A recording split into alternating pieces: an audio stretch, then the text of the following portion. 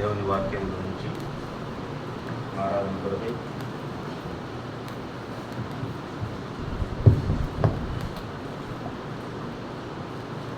ఎబ్రీయులకు రాసిన పత్రిక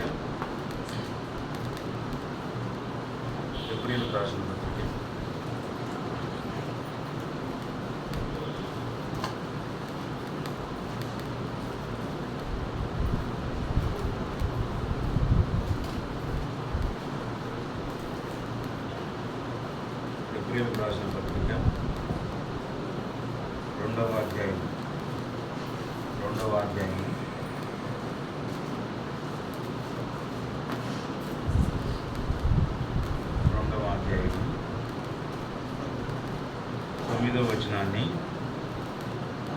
9వ వచనాన్ని అందరం కలిసి గట్టిగా బిగ్గరగా మనం చదువుదాం. ఎబ్రీయులకు రాసిన పత్రిక 2వ అధ్యాయము 9వ వచనం మనమందరము కలిసి బిగ్గరగా స్పష్టంగా చదువుదాం. నూతన నిబంధన పుస్తకంలో పేజీ నెంబర్ 200. దేవుని కృప వలన ఆయన ప్రతి మనిషిని కొరకు మరణము అనుభవించినట్లు దూతల కంటే కొంచెము తక్కువ వాడుగా చేయబడిన యేసు మరణము పొందినందున మహిమా ప్రభావములతో కిరీటము ధరించిన వానిగా ఆయనను చూచుచున్నాము. మళ్ళీ గట్టిగా చదవండి ఇంకోసారి. దేవుని కృప వలన ఆయన ప్రతి మనిషిని కొరకు మరణము అనుభవించినట్లు దూతల కంటే కొంచెము తక్కువ వాడుగా చేయబడిన యేసు మరణము పొందినందున మహిమా ప్రభావములతో కిరీటము ధరించిన వానిగా ఆయనను చూచుచున్నాము. దేవుని సహాయం కొరకై ప్రార్థన చేస్తాము.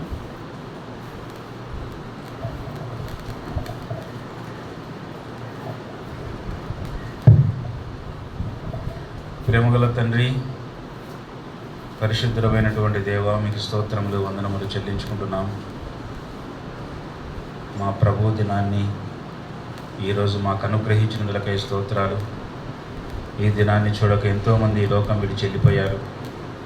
వారికంటే మేము శ్రేష్ఠులము కాదని ఒప్పుకొనొచ్చు మీ సన్నిధిలో సాగిలపడుతూ మీ సన్నిధిలో తగ్గించుకొని మీ పాదముల మీద పడుతూ ఉన్నాం. మిమ్మల్ని స్తుతించి ఆరాధించి గణపరుస్తూ ఉన్నాం. సజీవులు సజీవులే కదా, నిన్ను స్తుతించెదరు అని చెప్పబడినట్లుగా ఈ దినమున మేమందరము సజీవులమై మీ పాద సన్నిధిలోనికి మా ప్రభు దినాన నీ పాదపీఠం దగ్గరికి వచ్చి సాగిలపడేదానికి ఇచ్చిన కృపకై స్తోత్రాలు తండ్రి. ఉదయం నుంచి ఇంతవరకు మమ్మల్ని కాచి కాపానందులకై స్తోత్రాలు. సజీవుల భూమిలో సజీవుల లెక్కలో ఉంచినందులకై స్తోత్రాలు. ఈ యొక్క ఉదయకాలం ప్రభా ఇక్కడికి నన్ను కూడా క్షేమంగా తీసుకొని వచ్చాను. ఒంగోలు నుంచి మీ ప్రజల మధ్య ఇక్కడ బలంగా వాడుకోవాల్సిందిగా ప్రార్థన చేస్తూ ఉంటున్నాము. మీ ప్రజలకు ఏది అవసరమో ప్రభువా దాన్ని పలికించుము నాయన. నిర్గమాకాండం 4:12 ప్రభువా జ్ఞాపకం చేసుకుంటున్నాం. లూకాసు వార్త 12:12 జ్ఞాపకం చేసుకుంటున్నాం. తండ్రి, నీ మీద ఆధారపడుతూ మీ సహాయం కొరకు చూస్తూ ఉన్నాం. నన్ను కూడా జ్ఞాపకం చేసుకొని బలపరచం. దీనుణ్ణి, అయోగ్యుణ్ణి, అపాత్రుణ్ణి మీ సన్నిధిలో నిలవబడి ప్రభువా ఇక్కడ వచ్చి మాటలు చెప్పేదానికి ఎంత మాత్రము యోగ్యుని కాదని మీ సన్నిధిలో ఒప్పుకొనుచు తగ్గించుకుంటూ సాగిలపడుతూ ఉన్నాను. దయతో కనికరించుము. వచ్చినటువంటి వారందరిని బట్టి స్తోత్రాలు. రాని వారికి కూడా ప్రార్థన చేస్తూ ఉంటున్నాం. వారిని కూడా సకాలంలో తీసుకొని రండి ప్రభువా. సమయంలో రావడం అనేది ఎంత ప్రాముఖ్యమైంది తండ్రి. ఈ దినం 6 దినాలు బయట పనులు చేసుకోమన్నారు. 7వ దినం ఏ పని చేయకూడదు, మీ సన్నిధిలో ప్రభువా గడపమని చెప్పారు. పరిశుద్ధమైన దినం, ప్రభువు దినాన్ని పరిశుద్ధంగా ఆచరించాలని ప్రభా మీరు చెప్పారు. ఆ విధంగా ఆచరించేదానికి సహాయం చేయండి. అనేకులను తీసుకొని రండి. దారి మధ్యలో వస్తున్నటువంటి వారందరినీ కూడా ప్రభా మీరు దర్శించవలసిందిగా ప్రార్థన చేస్తూ ఉంటున్నా. మంచి వాతావరణం అనుగ్రహించండి. ఎండ దెబ్బ నుంచి తప్పించండి. కరెంటును, మైకును మీ స్వాధీనంలో ఉంచుకోండి ప్రభా. యవనస్తులైనటువంటి పిల్లలందరినీ జ్ఞాపకం చేసుకోండి. చిన్నపిల్లలను జ్ఞాపకం చేసుకోండి. సండే స్కూల్ పరిచయను కూడా దీవించండి. ఇంతవరకు పాటల్లో సహాయపడినందులకై స్తోత్రాలు. వాక్య ధ్యానంలో కూడా సహాయపడవలసిందిగా ప్రార్థన చేస్తూ ఉంటున్నాం. శత్రు కార్యాలు లయం చేయండి. ఈ ఆవరణములలో మీరుండండి. మీ పరిశుద్ధమైన రక్తాన్ని ప్రోక్షించండి ప్రభా. సహాయం చేయండి తండ్రి. కనికరించము. వృద్ధులను జ్ఞాపకం చేసుకొని బలపరచండి. ఈ నెల్లూరు పట్టణం ఎంతో పెద్ద పట్టణం తండ్రి. ఈ పట్టణంలో ఉన్నటువంటి వారందరినీ కూడా ప్రభా మీరు ఆకర్షించండి. మీరు రక్షించండి. మీరు మీ ఇంటికి ఆహ్వానించండి ప్రభా. తండ్రి కనికరించు. అలాగూ నీ వాక్యం బయట వెదజల్లబడేదానికి సహాయం చేయమని స్థానిక సంఘాన్ని జ్ఞాపకం చేసుకోండి. సంఘంలో ఉన్నటువంటి ప్రతి బిడ్డను, ప్రతి కుటుంబాన్ని మీరు జ్ఞాపకం చేసుకోండి. ప్రతి యవనస్తుని జ్ఞాపకం చేసుకోండి. ప్రతి వృద్ధాప్యంలో ఉన్నటువంటి వారందరినీ కూడా జ్ఞాపకం చేసుకోండి ప్రభా. వారిని బలపరచండి. చదువుకుంటున్నటువంటి యవనస్తులందరినీ కూడా జ్ఞాపకం చేసుకోండి. చదువుల్లో మంచి జ్ఞానం అనుగ్రహించండి ప్రభా. మీ హస్తాలకు అప్పచెప్పుకుంటూ ఈరోజు బర్త్డే ప్రోగ్రాం కూడా ఉంది, సహాయం చేయండి తండ్రి. ప్రేమ విందు ఉంది, సహాయం చేయండి. వంట సిద్ధపరిచేటువంటి వారందరినీ కూడా జ్ఞాపకం చేసుకోండి. చక్కగా వంట చేయడానికి కూడా మీ జ్ఞానం అనుగ్రహించి నడిపించమని మీ హస్తాలకు అప్పచెప్పుకుంటూ ప్రభా, మేమందరము మీ సన్నిధిలో ఏకభావముతో, ఏక మనస్సుతో, మా మనస్సులు చెదిరిపోకుండా మీ వాక్యం వినేదానికి మమ్మల్ని అందరినీ సిద్ధపరచుమని మీ హస్తాలకు అప్పచెప్పుకుంటూ యేసు ప్రభు నామములో ప్రార్థించి అడిగి వేడుకుంటున్నాము తండ్రి. ఆమేన్.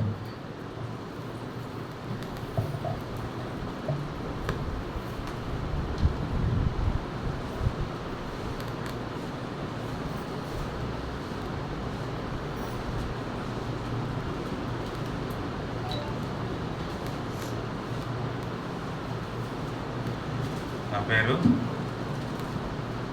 వై భాస్కర్ రెడ్డి. నా పేరు. నేను ఒంగోలు దగ్గర మధ్యరాలపాడు అనే ఒక గ్రామంలో సేవ చేస్తున్నాను. మా సొంత ఊరు కడప జిల్లా. 24 సంవత్సరాలు కాలేజీలో లెక్చరర్గా పనిచేసి ఎప్పుడో 96వ సంవత్సరంలోనే దేవుని సేవ పిలుపు ఉంది.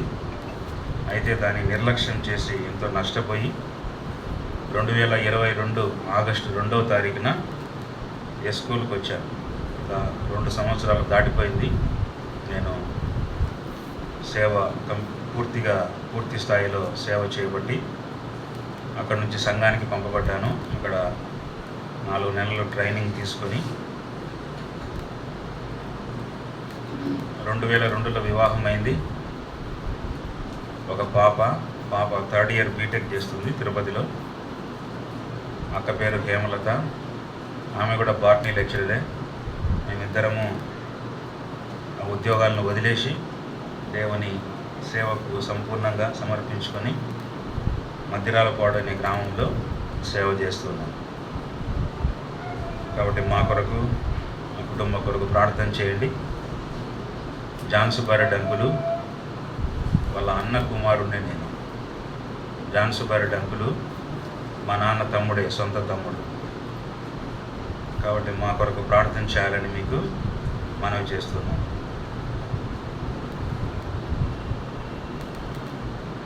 ఏప్రిల్కి రాసిన పత్రిక 2వ అధ్యాయము 9వ వచనాన్ని మనం చదువుతూ వచ్చాం. మరోసారి మనం అందరం మళ్ళీ చదువుతాము. కొంతమంది లేటుగా వచ్చిన వాళ్ళు ఉన్నారు. ఏప్రిల్కి రాసిన పత్రిక 2వ అధ్యాయము 9వ వచనం. దేవుని కృప వలన ఆయన ప్రతి మనిషిని కొరకు మరణము అనుభవించినట్లు దూతల కంటే కొంచెం తక్కువ వాడుగా చేయబడిన యేసు మరణము పొందినందున మహిమా ప్రభావములతో కిరీటము ధరించిన వానిగా ఆయనను చూచుచున్నాము. పౌలు అపోస్తలుడు ఈ పత్రిక రాశారు అని బైబిల్లో రాయబడింది. హెబ్రీయులకు అనగా యూదులకు ఈ పత్రిక రాశాడు. కొంతమంది పౌలు చేత ఇది రాయబడలేదు, కొంతమంది లూకా రాశాడని, కొంతమంది బర్నబా రాశాడని, కొంతమంది అపోల్లో రాశాడని, ఇట్లా రకరకాల వదంతులు ఉన్నాయి. అయితే ఏది ఏమైనప్పటికీ కూడా హెబ్రీయులకు అనగా యూదులకు ఈ పత్రిక రాయబడింది. ప్రభువైన యేసుక్రీస్తు వారు విశ్వాసులమైనటువంటి మన కొరకు పరలోకంలో తండ్రి దగ్గర ఆయన పరిచర్య చేస్తూ ఉన్నాడు. ప్రభువైన యేసుక్రీస్తు వారు ఈ భూలోకంలో ఉన్నప్పుడు మన కొరకు పరిచర్య చేశాడు. ఆ పరిచర్యకు సంబంధించినటువంటి ఆ వృత్తాంతమంతా కూడా రాయబడింది. మత్తయి సువార్త, మార్కు సువార్త, లూకా సువార్త, యోహాను సువార్త, 4 సువార్తల్లో రాయబడింది యేసు ప్రభువారు ఏ విధంగా ఈ భూమి మీద పరిచర్య చేశాడు అని. కాబట్టి ఇది 5వ సువార్త. విశ్వాసుల కొరకు అనగా పరిశుద్ధుల కొరకు పరలోకంలో దేవుడు పరిచర్య చేస్తున్నాడు. ఎట్లా పరిచర్య చేస్తున్నాడు? ప్రార్థనా పరిచర్య చేస్తున్నాడు, విజ్ఞాపన చేస్తున్నాడు. ప్రధాన యాజకుడుగా విజ్ఞాపన చేస్తున్నాడు తండ్రి కుడి పార్శ్వమున ఉండి. కాబట్టి ఆయనకు విశ్రాంతి లేదు. తండ్రి కుడి పార్శ్వమున ఆసీనుడై 24 గంటలు భూమి మీద ఉన్నటువంటి మన కొరకు ఆయన విజ్ఞాపనకర్తగా ఉన్నాడు, విజ్ఞాపన చేసేవాడుగా ఉన్నాడు. కాబట్టి ఇది దేవుడు అనగా ప్రభువైన యేసుక్రీస్తు వారు పరలోకంలో చేస్తున్నటువంటి పరిచర్యకు సంబంధించి దీనిలో యాజకత్వాన్ని గురించి రాయబడింది. ప్రధాన యాజకుడు అనే మాటను కూడా మనం చూస్తాం. కాబట్టి ఎంతో అద్భుతమైనటువంటి గ్రంథం ఇది. హెబ్రీయులకు అనగా యూదులకు ఈ పత్రికను రాస్తూ వచ్చాడు పౌలు అపోస్తలుడు. కనుక ఈ మాటలు మనకెంతో ప్రాముఖ్యంగా ఉంటూ ఉన్నాయి. మనం చదువుకున్నటువంటి భాగంలో చూస్తే దేవుని కృప వలన ఆయన ప్రతి మనిషిని కొరకు మరణము అనుభవించినట్లు దూతల కంటే కొంచెము తక్కువ వాడుగా చేయబడిన యేసు మరణము పొందినందున ఆయన ప్రతి మనిషిని కొరకు మరణము అనుభవించినట్లు. ఈ లోకంలో ఆయన మరణము అనుభవించాడు. ఎవరి కొరకు అనుభవించాడు అని అంటే ప్రతి మనిషిని కొరకు మరణం అనుభవించాడు. ప్రతి మనిషిని కొరకు అనంటే ఇది కులము కాదు, జాతి కాదు, మతం కాదు, ప్రాంతం కాదు, లోకమంతటిలో ఉన్నటువంటి మానవాళ్ళందరి కొరకు అనగా ప్రతి మనిషిని కొరకు మరణము పొందాడు. మనమైతే లోకంలో ఉన్నటువంటి వారైతే యేసు ప్రభువును కొన్ని ప్రాంతాలకే పరిమితం చేస్తున్నారు. యేసు ప్రభువును ఒక మతస్థునిగా చిత్రీకరిస్తూ ఉంటున్నాడు. యేసు ప్రభువును క్రైస్తవులు అని పేరు పెట్టి క్రైస్తవులకే దేవుడు అని, మాకు దేవుడు కాదు అన్నట్లుగా లోకంలో ఇలాంటి వదంతులు ఉన్నాయి, ఇలాంటి నినాదాలు ఉన్నాయి. అయితే ఇక్కడ వాక్యం చెప్తుంది ప్రతి మనిషిని కొరకు మరణము అనుభవించినట్లు. ఆయన మరణం అనుభవించాడు. ఎవరి కొరకు అనంటే ప్రతి మనుషుడు అనంటే నీవు నేను మనం అందరము ఉన్నాం. మన కొరకు కూడా మరణం అనుభవించాడు. కాబట్టి ఈ లోకంలో మరణము ఏలుతూ ఉంది. ఈ లోకంలో మానవుడు ఎక్కడున్నాడు అని అంటే మరణపు నీడలో ఉన్నాడు, మరణపు ఛాయలో ఉన్నాడు. ఈ మాట మనం చూస్తాం లూకాసు వార్త 1వ అధ్యాయము, లూకాసు వార్త 1వ అధ్యాయము, లూకాసు వార్త 1వ అధ్యాయము 76-79 వచనాలలో చివరి భాగం నేను చదువుతూ ఉన్నాను. మనకు కావలసిన భాగం. చీకటిలోను మరణ ఛాయలోను కూర్చుండు వారికి వెలిగిచ్చుటకై ఆ మహావాత్సల్యమును బట్టి పైనుండి ఆయన మనకు అరుణోదయ దర్శనము అనుగ్రహించు. చీకటిలోను మరణ ఛాయలోను కూర్చుండు వారికి అంట. ఎక్కడ కూర్చో ఉన్నాడు? చీకటిలో కూర్చో ఉన్నాడు. మరణ ఛాయలో అనగా మరణపు నీడలో కూర్చొని ఉన్నాడు ఈ లోకంలో ఉన్నటువంటి మానవుడు. అందుకే లోకమంతా విధంగా ఉంది. లోకమంతా మరణం, లోకమంతా మరణ ఛాయలో ఉంది. లోకాన్ని మరణం ఆవరించింది. యెషయా గ్రంథం 60వ అధ్యాయంలో చూస్తే ఏం వ్రాయబడింది? యెషయా గ్రంథం 60వ అధ్యాయం 1వ వచనం. యెషయా గ్రంథము 61. నీకు వెలుగు వచ్చి ఉన్నది, లెమ్ము తేజరిల్లుము, యెహోవా మహిమ నీ మీద ఉదయించెను. చూడుము, భూమిని చీకటి కమ్ముచున్నది, కటిక చీకటి జనములను కమ్ముచున్నది. యెహోవా నీ మీద ఉదయించుచున్నాడు, ఆయన మహిమ నీ మీద కనబడుచున్నది. చూసారా 2వ వచనంలో? భూమిని చీకటి కమ్ముచున్నది, భూమిని చీకటి కమ్ముచున్నది. చీకటి అనగా మరణం, మరణము, మరణ పంచుల్లో లోకము, మానవుడు, లోకంలో ఉన్నటువంటి మానవుడు ఉన్నాడు. అందుకే యేసు ప్రభువారు లోకాన్ని ప్రేమించాడు. యోహాను సువార్త 3:16 దేవుడు లోకమును ఎంతో ప్రేమించెను, దేవుడు లోకమును ఎంతో ప్రేమించెను. ఆయన ప్రేమ అసమానమైన ప్రేమ, ఆయన ప్రేమ ఉన్నతమైన ప్రేమ, ఆయన ప్రేమ గొప్ప ప్రేమ, ఆయన ప్రేమ శాశ్వతమైనటువంటి ప్రేమ, ఆయన ప్రేమ మహాప్రేమ. మహాప్రేమ చేత మనల్ని బ్రతికించాడు. ఎఫెసీయులకు రాసిన పత్రిక 2వ అధ్యాయం 1వ వచనంలో చూస్తే మీరు మీ పాపముల చేతను అపరాధముల చేతను సచ్చిన వారై ఉండగా ఆయన తన మహాప్రేమ చేత మిమ్మును క్రీస్తుతో కూడా బ్రతికించెను అని రాయబడింది. కాబట్టి పాపముల చేతను అపరాధముల చేతను మనం చచ్చి ఉన్నాం, అనగా చీకటిలో ఉన్నాం, అనగా పాపములో అంధకారంలో ఉన్నాం. లోకమంతా కూడా దుష్టుని యందు ఉన్నది, పడి ఉన్నది. లోకంలో ఉన్నదంతయు శరీరాశ, నేత్రాశ, జీవపు డంబము. ఇవి తండ్రి వలన కలిగినవి కావు, ఇవి లోక సంబంధమైనవి అని వాక్యం చెప్తుంది. కాబట్టి ఇలాంటి స్థితిలో లోకముంది. లోకమనగా ఏంటి? మనుషులం. లోకం అంటే మట్టి కాదు, లోకం అంటే మనుషులో అని ఒక కవి చెప్పినట్లుగా.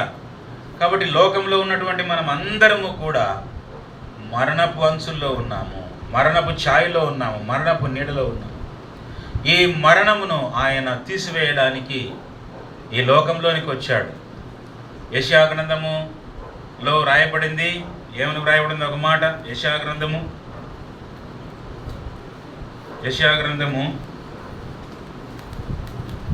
25వ అధ్యాయము 8వ వచనం. 25:8 మరెన్నడును ఉండకుండా మరణమును ఆయన మృంగివేయును. ప్రభు అయిన యెహోవా ప్రతి వాని ముఖం మీది బాష్ప బిందువులను తుడిచివేయును. భూమి మీద నుండి తన జనుల నిందను తీసివేయును. ఈలాగున జరుగునని యెహోవా సెలవిచ్చి ఉన్నాడు. చూసారా?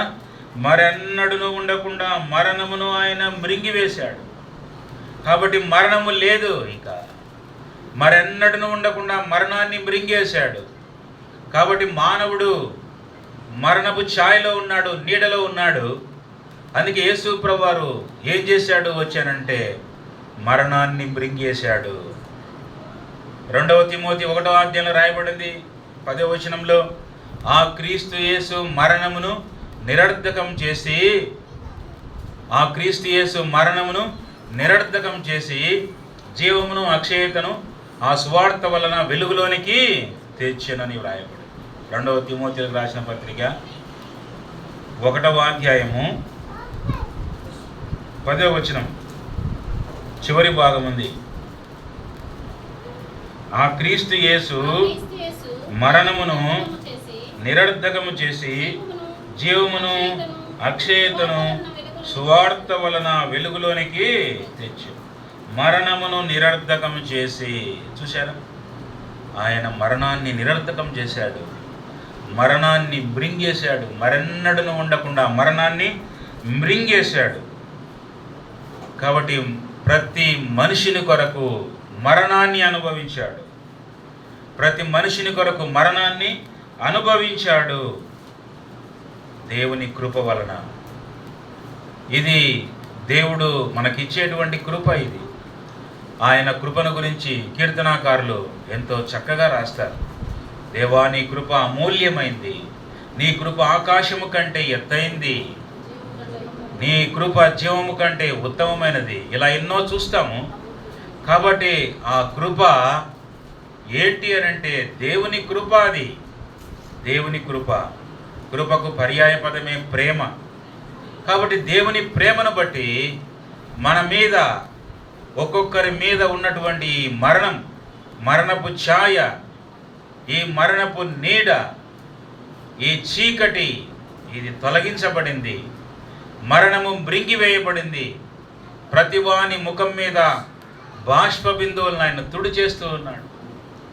మానవుని మీద మరణం ఉంది, చీకటి ఉందనంటే మానవునికి సంతోషం ఉంటుందా? లేదు. మానవునికి ఎప్పుడు దుఃఖమే, ఆయాసమే, దుఃఖమే, ఆయాసమే. కాబట్టి అలాంటి స్థితిలో ఉన్నాడు మానవుడు. అలాంటి మానవుని రక్షించడానికి యేసుక్రీస్తు ప్రభువారి లోకంలోనికి వచ్చాడు. మానవుని ఎంతగానో ప్రేమించాడు. కాబట్టి ఈ ప్రేమ, ఇది అసమానమైన ప్రేమ. ఈ ఉదయకాలంలో మనం జ్ఞాపకం చేసుకోవాలి. ప్రభువా, నీ ప్రేమ అసమానమైనది. ప్రభువా, నీ ప్రేమ చాలా గొప్పది. ప్రభువా, నీ ప్రేమ ఎంతో ఉన్నతమైనది. ప్రభువా, నీ ప్రేమ శాశ్వతమైనటువంటి ప్రేమ. ఆ ప్రేమను నేను తలంచుకుంటాను. ఈ ఉదయకాలంలో నిన్ను ఆరాధిస్తాను, గణపరుస్తాను. ఎందుకనంటే నేను మరణపు ఛాయలో ఉన్నాను, మరణపు నీడలో ఉన్నాను. ఈ మరణాన్ని తీసేయడానికి ఎవరు కూడా రాలేదు, ఎవరు కూడా లేరు. కాబట్టి అశాంతిలో, అసమాధానంలో ఉన్నాను. నా శాంతినే మీకు ఇచ్చుచున్నాను అని మీరు వాగ్దానం చేశారు. నన్ను రక్షించారు, మీ శాంతిని అనుగ్రహించారు, ఈ మరణాన్ని కొట్టేశారు, ఈ మరణాన్ని, నా మీద ఉండే మరణాన్ని మృంగేశారు. నా మీద ఉన్నటువంటి, నా ముఖంలో ఉన్నటువంటి, నా కన్నీటి నుంచి వచ్చేటువంటి ఈ బాష్ప బిందువులన్నీ కూడా తుడి చేశారు. ఇప్పుడు ఏంటుంది నా జీవితంలో అంటే పేతురు రాసినట్లుగా, చెప్పనశక్యమును మహిమాయుక్తమునైన సంతోషము నా జీవితంలో. చెప్పనశక్యమును మహిమాయుక్తమునైన సంతోషం ఉంది. కాబట్టి ఈ సంతోషము, సమాధానము నాకు అనుగ్రహిస్తూ వచ్చావు. కాబట్టి నీవు మరణాన్ని కొట్టివేసిన వాడు, మరణాన్ని మృంగివేసిన వాడవు, మరణాన్ని అనుభవించిన వాడవు నీవు. తర్వాత దూతల కంటే కొంచెం తక్కువ వాడుగా చేయబడ్డాడు. దూతల కంటే కొంచెము తక్కువ వాడుగా చేయబడ్డాడు. అక్కడ రాయబడింది, దూతల కంటే కొంచెం తక్కువ వాడుగా చేయబడిన యేసు మరణము పొందినందున దూతల కంటే తక్కువ వాడుగా చేయబడ్డాడు. దూతలను తయారు చేసింది ఎవరు? దూతలను తయారు చేసింది ఎవరు? యేసు ప్రభువారే తయారు చేశారు. సామెతల గ్రంథము 8వ అధ్యాయంలో చూస్తే అక్కడ సృష్టినంతా ఎట్లా కలగజేశాడో, సృష్టినంతా కూడా కలగజేసినటువంటి విధం అక్కడ రాయబడింది. కాబట్టి అన్ని దాంట్లకు పేర్లు పెడుతూ వచ్చాడు. సముద్రము, ఆకాశమును అన్నిటినీ కలగజేస్తూ వచ్చాడు. సృష్టినంతా కలగజేస్తూ వచ్చాడు. ఆయన పేరు సృష్టికర్త. అందులో కూడా దూతలను కలగజేశాడు, దూతలను కలగజేశాడు, మానవుణ్ణి కలగజేశాడు. నేల మంటిని తీసుకొని మానవుణ్ణి తన రూపములో తన స్వరూపములో నరులను చేయుదుము అని అనుకొని ఆ విధంగా తయారు చేశాడు, నరునిగా చేశాడు.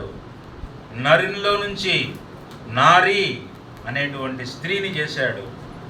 కాబట్టి ఆయన సమస్తమును సృష్టించినటువంటి దేవుడు, దూతలను చేసినటువంటి వాడు. దూతలను చేసినటువంటి ఆ దేవుడు ఇప్పుడు ఏమైనాడు?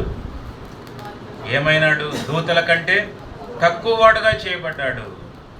మానవుని చేసినటువంటి ఆ దేవుడు ఏమైనాడు? మానవుని కంటే తక్కువ వాడుగా అయినాడు. మానవుని కంటే తగ్గించుకున్నాడు. దాసుడుగా వచ్చాడు.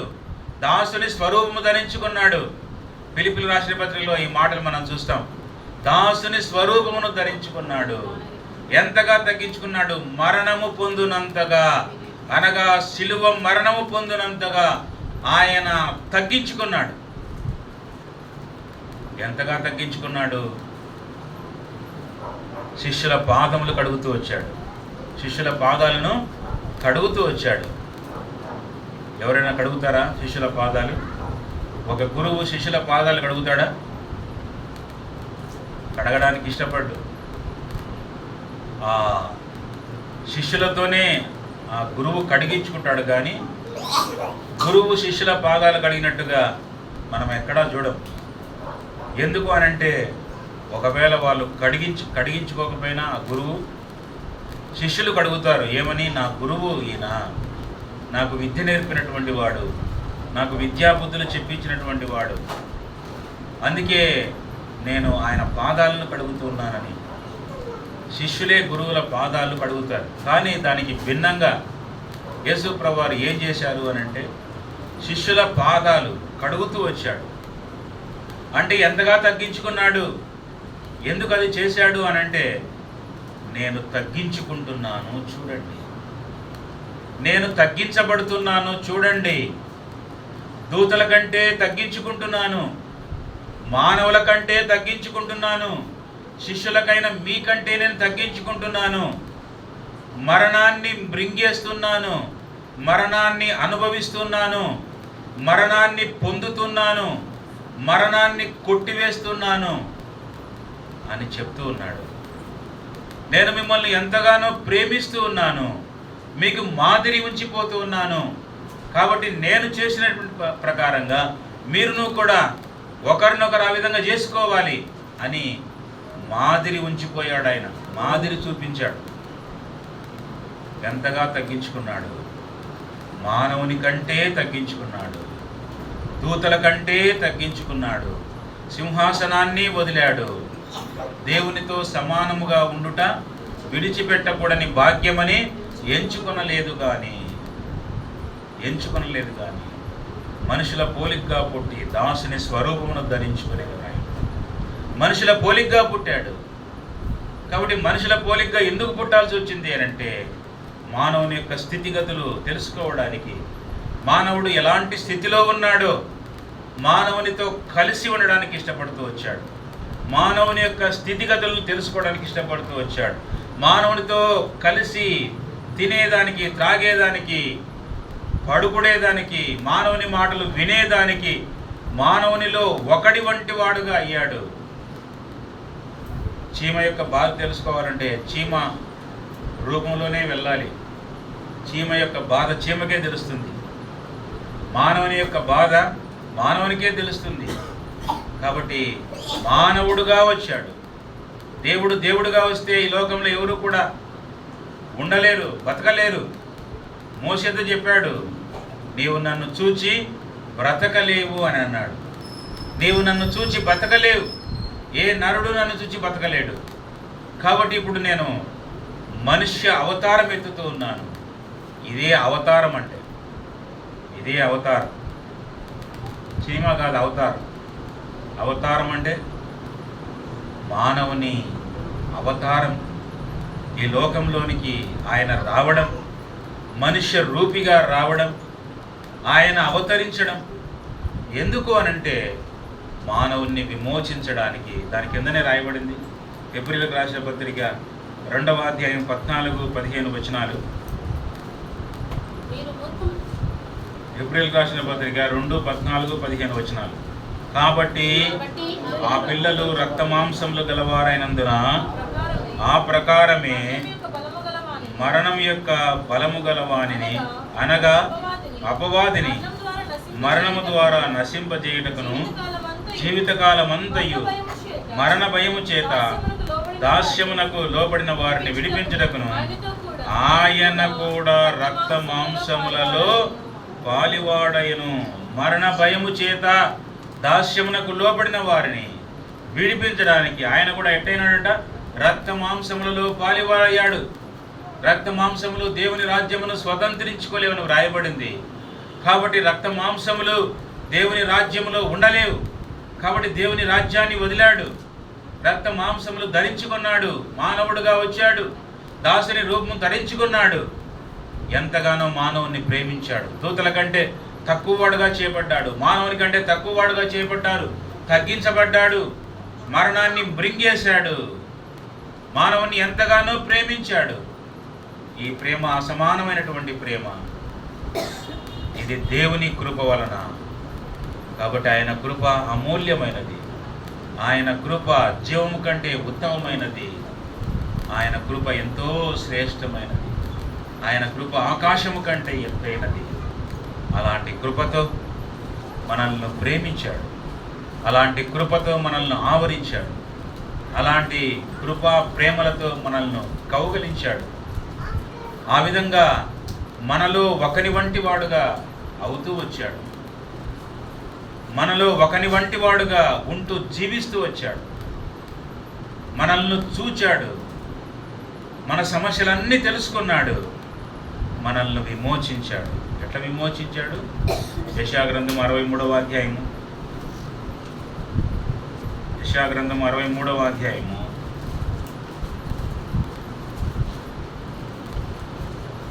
యెషయా-గ్రంథము 63వ అధ్యాయము 9వ వచనం. వారి యావత్ బాధలో ఆయన బాధ నొందెను, ఆయన సన్నిధి దూత వారిని రక్షించెను, ప్రేమ చేతను తాలిమి చేతను వారిని విమోచించెను. పూర్వదినములన్నింటను ఆయన వారిని ఎత్తుకొనుచు మోసుకొనుచు వచ్చెను. చూసారా, వారి యావత్ బాధలో ఆయన బాధ పొందాడంట. మన యావత్ బాధలో ఏంటి మన బాధ? ఏంటి మన బాధ? గాయము చేత అరుస్తూ ఉన్నాము. పాపం అనేటువంటి గాయములు. యెషయా-గ్రంథం 1వ అధ్యాయంలో రాయబడింది. ఏమని రాయబడింది? యెషయా-గ్రంథం 1వ అధ్యాయము, యెషయా-గ్రంథము 1వ అధ్యాయము 6వ వచనం. అరకాలు మొదలుకొని తల వరకు స్వస్థత కొంచెమైనను లేదు, ఎక్కడ చూచినను గాయములు, దెబ్బలు, పచ్చిపుండ్లు, అవి పిండబడలేదు, కట్టబడలేదు, తైలముతో మెత్తన చేయబడలేదు. ఏం రాయబడింది? నాతో పాటు చెప్పండి. ఎక్కడ చూచినను గాయములు, దెబ్బలు, పచ్చిపుండ్లు, అవి పిండబడలేదు, కట్టబడలేదు, స్వస్థత కొంచెమైనను లేదు. చూసారా, ఇలాంటి బాధ ఉంది మానవునికి, ఇలాంటి బాధ. అందుకే ఇక్కడ రాయబడింది యెషయా-గ్రంథం 63:9లో, వారి యావత్ బాధలో ఆయన బాధ పొందాడు. యెషయా-గ్రంథం 53వ అధ్యాయంలో చూస్తే ఆయన సిలువను సహించాడు.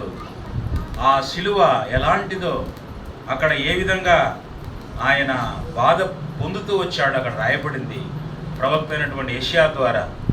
కాబట్టి అలాంటి బాధ అనుభవిస్తూ వచ్చాడు. వారి యావత్ బాధలో ఆయన బాధ నొందెను, ఆయన సన్నిధి దూత వారిని రక్షించెను. ప్రభువైన యేసుక్రీస్తు వారు సన్నిధి దూతగా వచ్చాడు. ఆయన ప్రభువైన దేవుడు, ప్రభువైన దేవుని యొక్క సన్నిధి దూత ప్రభువైన యేసుక్రీస్తు వారే.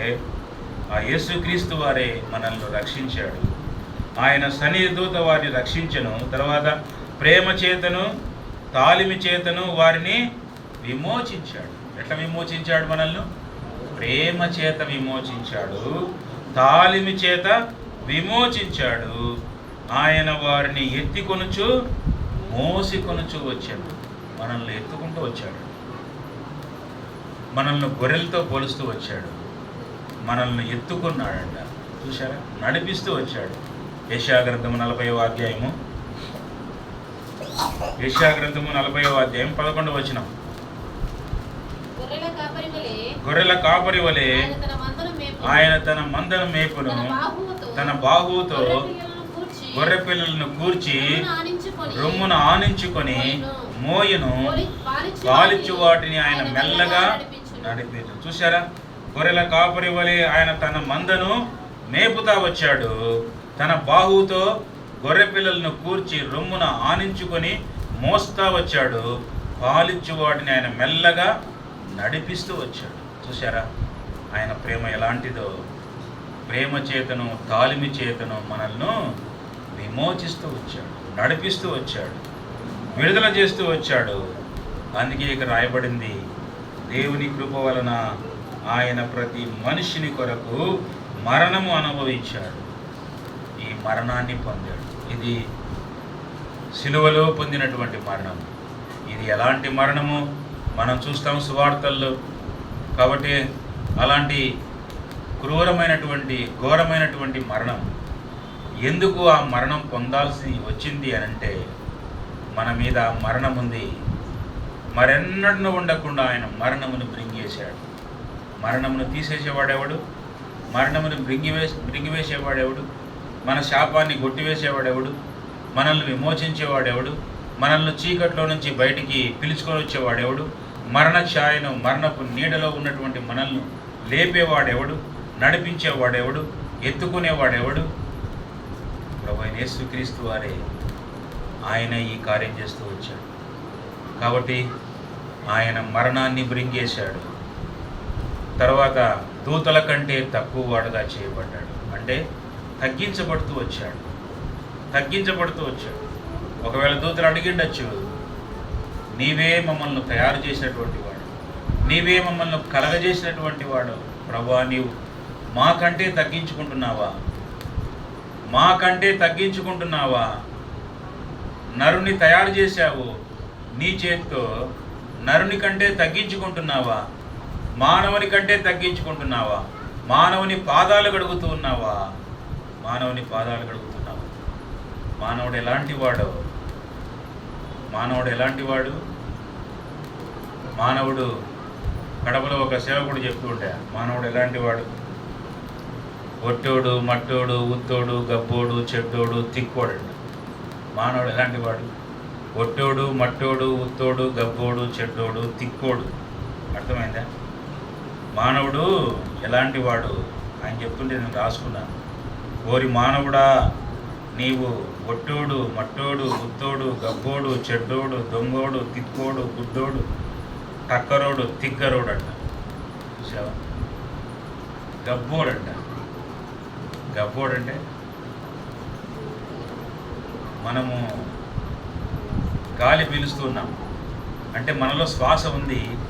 శ్వాస ఉన్నంతకాలం ఎంత బాగా తిరుగుతామో, మంచి మంచి బట్టలు వేసుకుంటాము, మంచి వస్త్రాలు, ఖరీదైన వస్త్రాలు వేసుకుంటాము, రకరకాల ఎన్ని పూసుకుంటాము, మంచి స్ప్రే కొట్టుకుంటాము.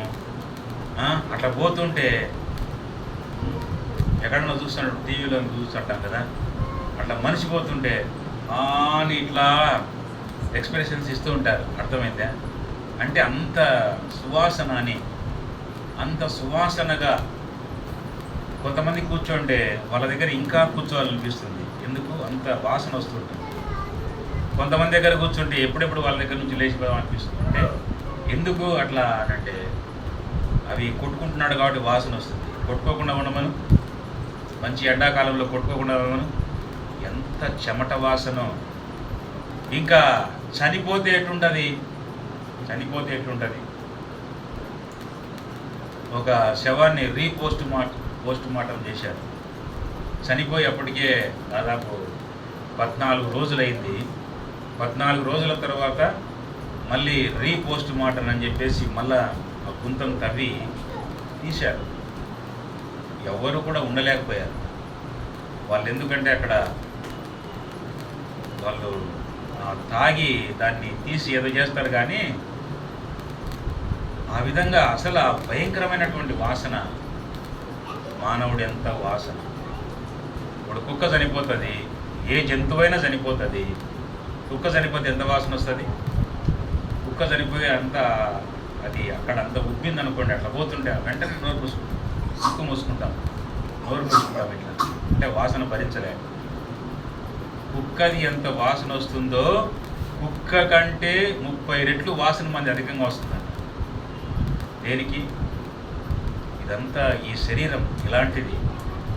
అందుకే గబ్బోడు మానవుడు ఇలాంటి మానవుణ్ణి ప్రేమించాడు. ఎట్లా ప్రేమించాడంటే శాశ్వతమైన ప్రేమతో ప్రేమించాడు, అసమానమైన ప్రేమతో ప్రేమించాడు, ఉన్నతమైనటువంటి ప్రేమతో ప్రేమించాడు, గొప్ప ప్రేమతో ప్రేమించాడు. కాబట్టి ఈ యొక్క మానవుడే నాకు కావాలి, ఈ మానవుడే నాకు అవసరం, ఈ మానవుడు లేనిది నేను లేను పరలోకంలో. కాబట్టి పరలోకంలో నా సింహాసనాన్ని మానవుని కొరకు నేను ఉంచుతూ ఉన్నాను. జయించువాడు నాతో కూడా నా సింహాసనం మందు కూర్చుండబెట్టదని అన్నాడు. దేవుని సింహాసనం మీద కూర్చోబెడతాడంట. చూసారా మానవునికి ఎంత ఆధిక్యం ఇచ్చాడో, మానవుని ఎంత గొప్ప చేస్తున్నాడో, మానవునికి ఎంత ధన్యత ఇచ్చాడో. ఇలాంటి ధన్యత, ఇలాంటి ప్రేమ ఎవరి నుంచి వచ్చాయి? ప్రభువైన యేసుక్రీస్తు వారి నుంచి. ఆయన ఈ లోకంలో జన్మించడం ద్వారా మనము ఇలాంటి ధన్యతలోనికి తీసుకొని రాబడుకోవచ్చు. రక్షణ పొందినటువంటి మనం అందరము కూడా, ఆరాధించేటువంటి మనం అందరము కూడా, ఆయన బలలో చేయివేసేటువంటి మనం అందరము కూడా ఇలాంటి ఆధిక్యతలోనికి తీసుకొని రాబడుతూ వచ్చాం. ఒకప్పుడు లోకంలో ఎట్లా ఉన్నాము అని అంటే, ఎట్టున్నాము లోకంలో మనమందరము? వాక్యాలు రాయబడింది. యెషయా గ్రంథము 59వ అధ్యాయము, యెషయా గ్రంథము 59వ అధ్యాయము. లోకంలో మనం ఎట్లున్నాము? 10వ వచనం.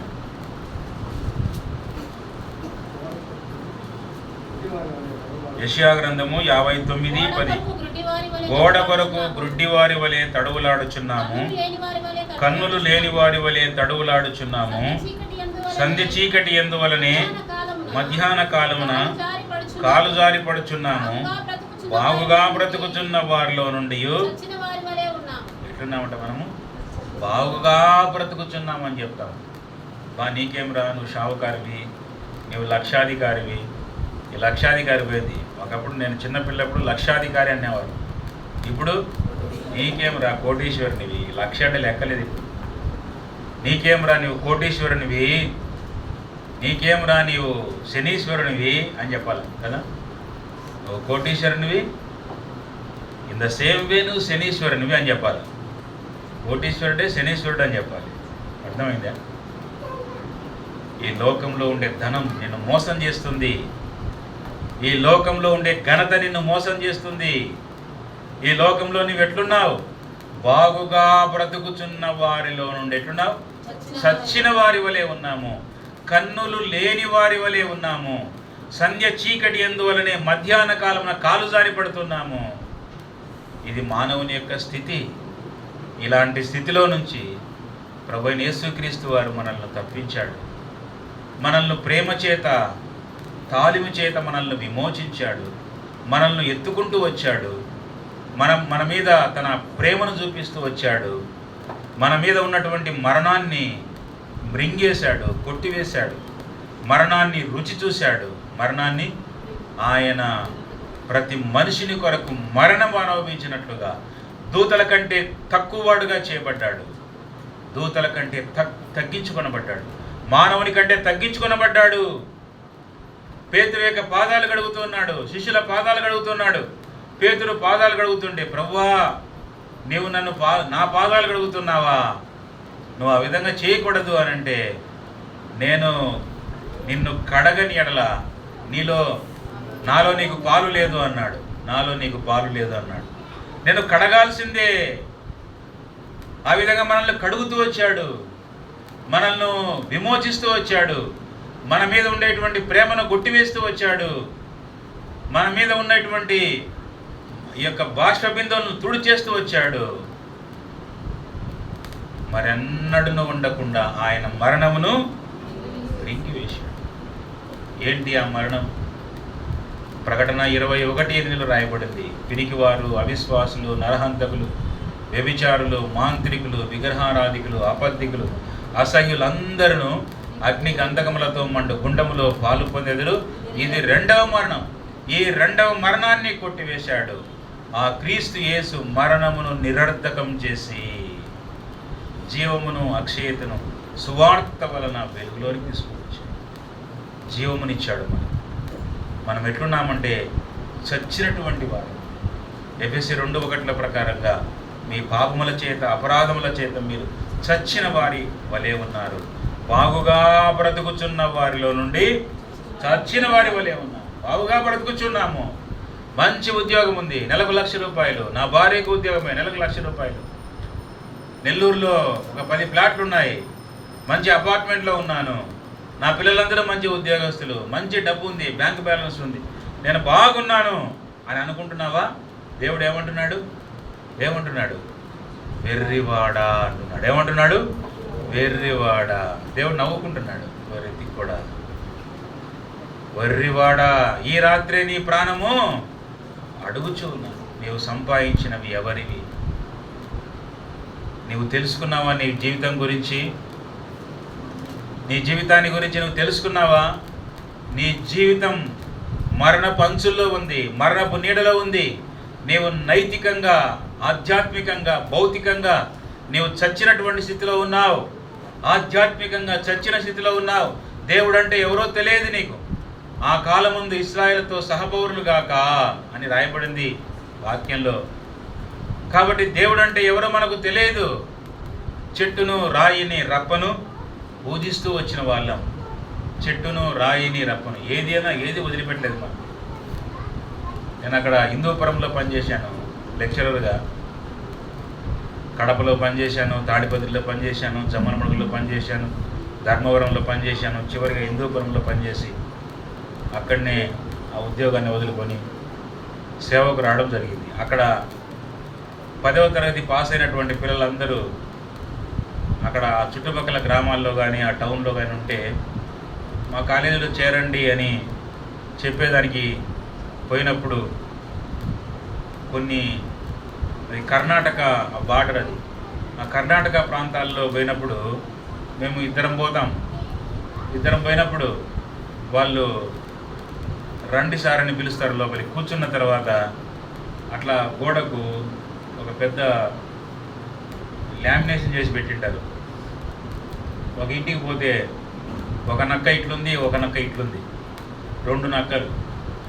చాలామంది అంటారు, నీవు నక్కను దొక్కొచ్చినావురా అంటారు. ఏమి దొక్కొచ్చినాడంట? నక్కను దొక్కొచ్చినాడు. నక్కను దొక్కించబడైతే ఇంకా అందరూ నక్కను దొక్కరు. నక్కలేం దండిగా ఉంటాడు అడుగు లేకపోతే. అందరూ నక్కను దొక్కరు. ఇంకా నీవు నక్కను దొక్కొచ్చినావురా అంటారు. ఆ నక్కలు పెట్టుకుంటారు.